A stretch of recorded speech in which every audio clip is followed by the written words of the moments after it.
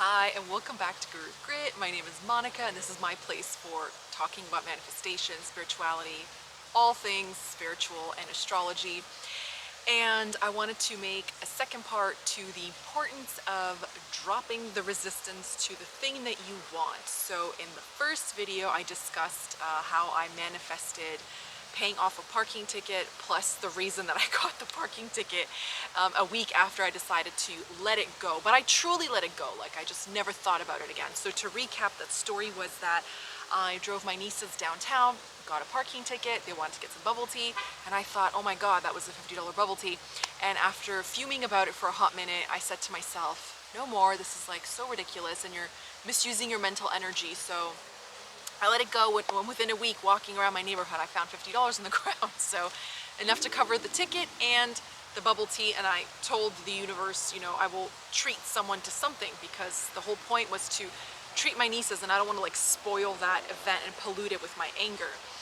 So it worked out really, really well. And the funny thing is that I had to wrap up that video very quickly because my camera was about to die, and it actually died before I even reached the button. But what happened was, years prior, I had something lodged in my vibration, literally 5-6 years before that happened to me, or I created that.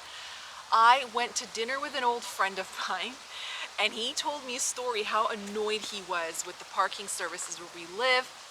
And he said he works shifts, so he wakes up very early, and it was like 5:30 in the morning in the winter time, and he quickly parked and left like his blinkers on, like the four-way blinkers, and he just like ran in to get like a morning coffee.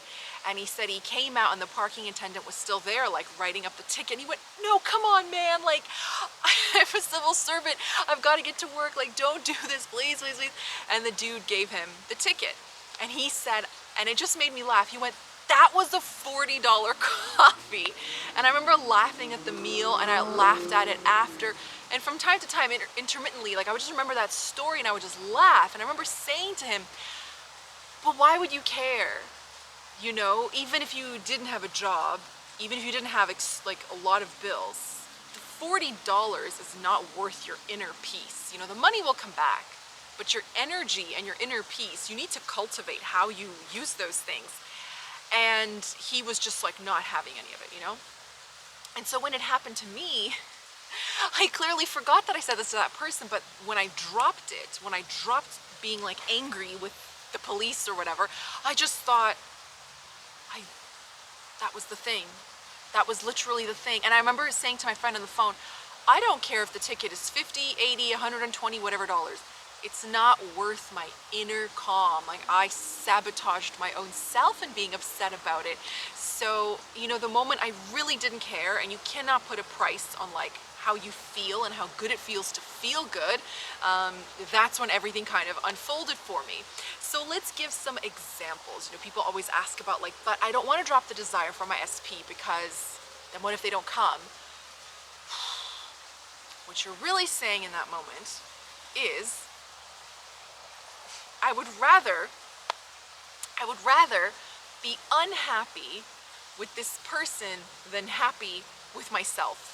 And that's not true. That isn't true.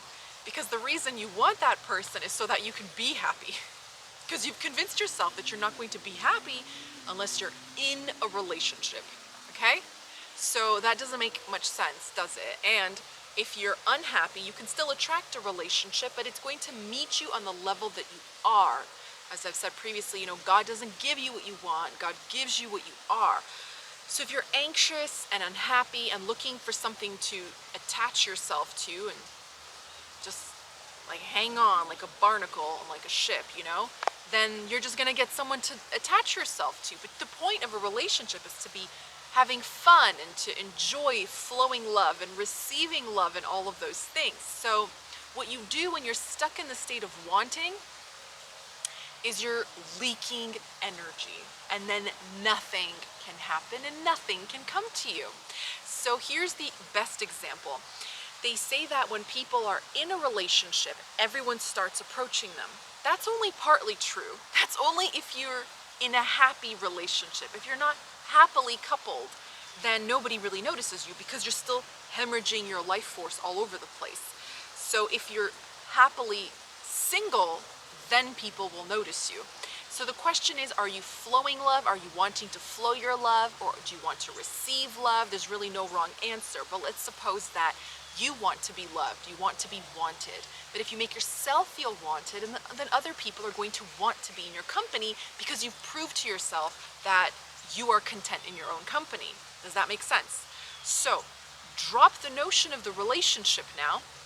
You haven't given away the desire, which is to receive love, attention, affection, and to give it. You're still holding on to that, but you're just kind of reimagining what that looks like for just a hot minute. Try it for a week, try it for a month. If you've been single for 5-10 years, what's like another month? If you've been single for a year, what's another week? But try to show yourself that love, flow that love to yourself, take baths, go for walks, do what you like, find little ways to treat yourself throughout your day, to appreciate yourself, and drop the need that it must come from someone else. You know, so with that parking ticket, I didn't tell the universe or God, you must bring me more clients, you must bring me this job, you must make me win the lottery. I just said, this is your problem. You take care of this parking ticket. I'm not resistant, I'm utterly disinterested in dealing with this. I'm indifferent, I don't care, and I didn't care. And so it just brought me the money for it. Okay, fair enough. So if you just say, I just want to feel loved, I want to feel good, it doesn't really matter where it comes from.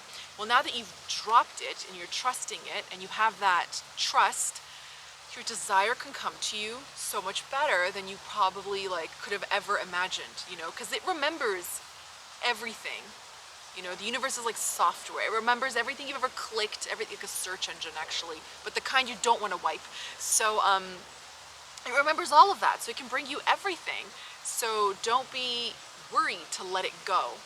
Let it go, and you need to have trust. Cultivate trust in yourself, because if you don't, going to attract a person who's not trustworthy or who doesn't trust you. They're possessive, they're jealous, they're kind of a pain, and you're gonna miss being single when you attract them because they just make you feel tired all the time, having to prove your devotion and prove your love.